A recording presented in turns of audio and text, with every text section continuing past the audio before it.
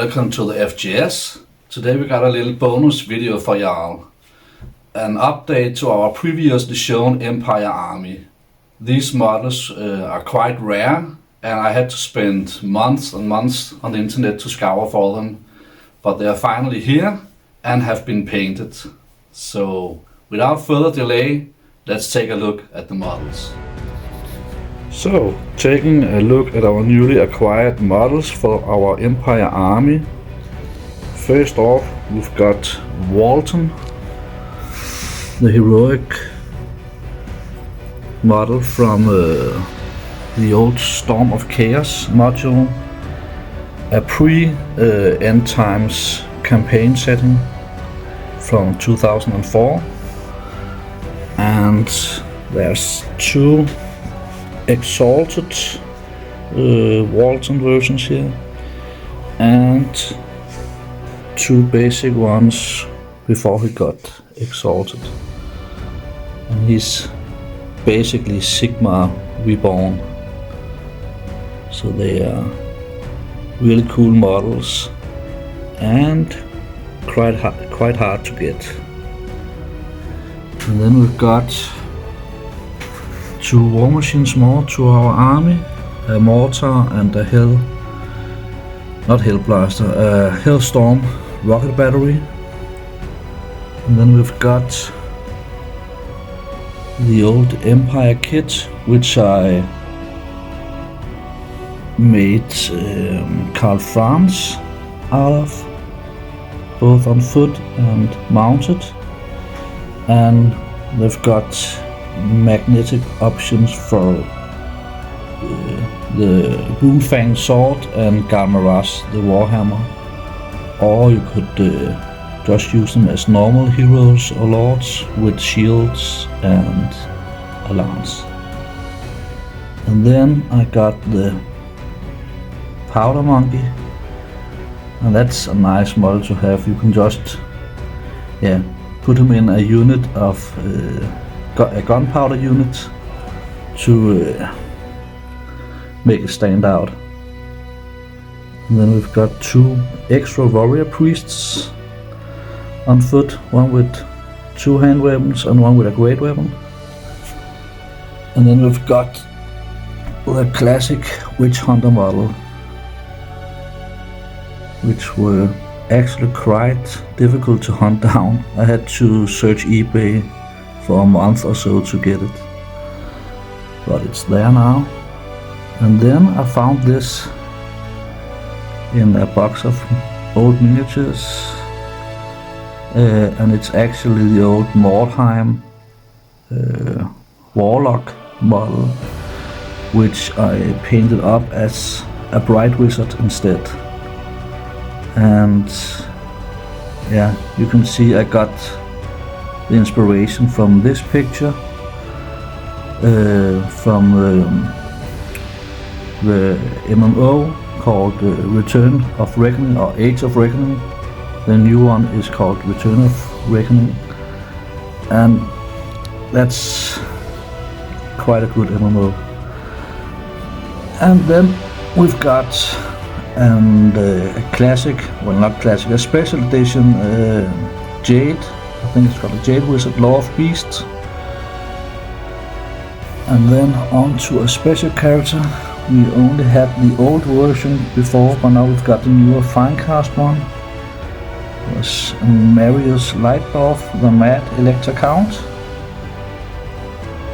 And the opposite was the case with this guy, Kurt Helborg. We only had the newer Finecast model, but now we've got the old classic model too.